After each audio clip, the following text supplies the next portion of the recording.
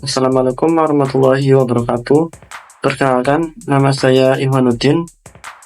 Saya merupakan mahasiswa semester 2 Prodi Sistem Informasi di kampus TIMIK YMI Tegal. Hari ini saya akan mempresentasikan atau memaparkan hasil analisis data penjualan dari sebuah perusahaan retail online yang berbasis di Inggris. Proyek ini bertujuan untuk menggali wawasan dari data transaksi yang tersedia dan menyajikan dalam bentuk visualisasi yang informatif menggunakan aplikasi Power BI. Analisis ini mencakup pola penjualan, produk terlaris, persebaran pelanggan secara geografis, hingga aktivitas transaksi harian. Sebagai informasi, perusahaan yang kami analisis bergerak dalam penjualan produk-produk hadiah unik dan dekoratif. Mereka melayani pelanggan grosir di berbagai negara. Dataset yang digunakan mencakup lebih dari 500.000 transaksi yang terjadi antara tahun 2010 hingga 2011. Dengan jumlah data sebesar itu, Power BI menjadi alat yang sangat tepat untuk melakukan eksplorasi data dan menyajikannya dalam bentuk visualisasi yang mudah dipahami. Tujuan analisis. Saya merancang analisis ini dengan beberapa tujuan utama, yaitu yang pertama, untuk melihat bagaimana tren penjualan berlangsung dari waktu ke waktu. Yang kedua, mengidentifikasi produk-produk yang paling diminati pelanggan.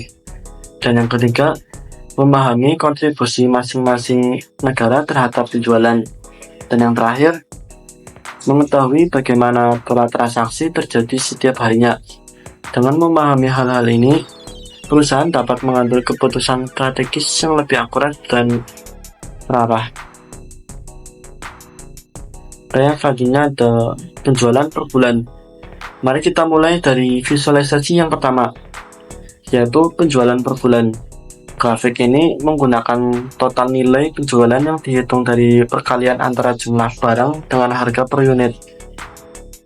Dari grafik ini terlihat jelas bahwa penjualan mengalami lonjakan yang signifikan pada bulan November dan Desember.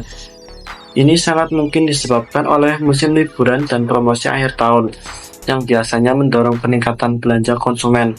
Sementara itu, penjualan cenderung lebih rendah di awal tahun, seperti bulan Januari dan Februari. Hal ini bisa dijadikan acuan untuk merencanakan strategi promosi yang lebih kuat di awal tahun. Yang selanjutnya ada top 10 produksi terlaris. Top 10 produk terlaris. Berikut adalah visualisasi produk terlaris. Kami menggunakan bar chart horizontal untuk menampilkan 10 produk dengan volume penjualan terbanyak. Menariknya, sebagian besar produk terlaris adalah barang dekoratif berukuran kecil dan barang-barang rumah tangga lainnya. Pola ini sangat penting untuk divisi pemasaran dan pengadaan barang agar bisa lebih fokus pada kategori produk yang paling diminati. Selanjutnya ada penjualan berdasarkan negara. Visualisasi ketiga menggunakan map chart untuk menunjukkan distribusi penjualan berdasarkan negara. Dari grafik ini, kita melihat bahwa Inggris mendominasi total penjualan, yang memang sesuai karena perusahaan ini berbasis di sana.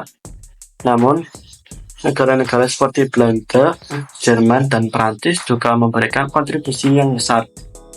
Menariknya, terdapat juga penjualan dari negara-negara Eropa seperti Australia, Amerika Serikat, dan beberapa negara Asia. Pola ini menunjukkan potensi pasar yang dapat digarap lebih jauh ke depannya, terutama untuk negara-negara dengan kontribusi yang mulai terlihat meskipun belum besar.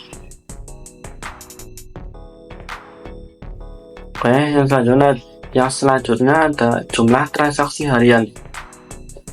Visualisasi terakhir adalah jumlah transaksi harian.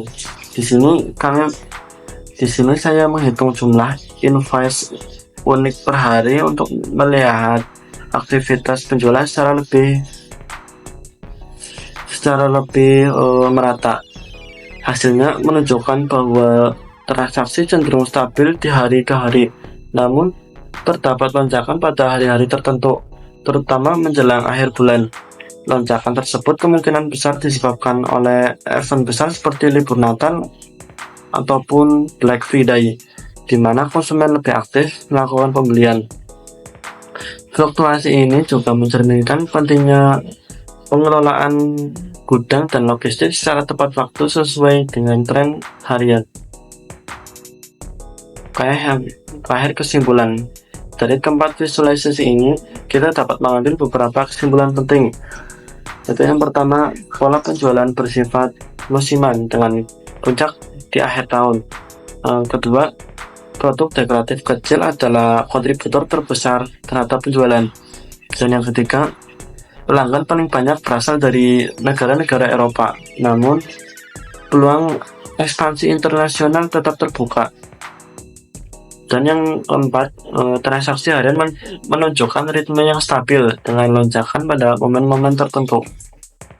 Mungkin demikian yang bisa saya paparkan. Kurang lebihnya mohon maaf. Wassalamualaikum warahmatullahi wabarakatuh.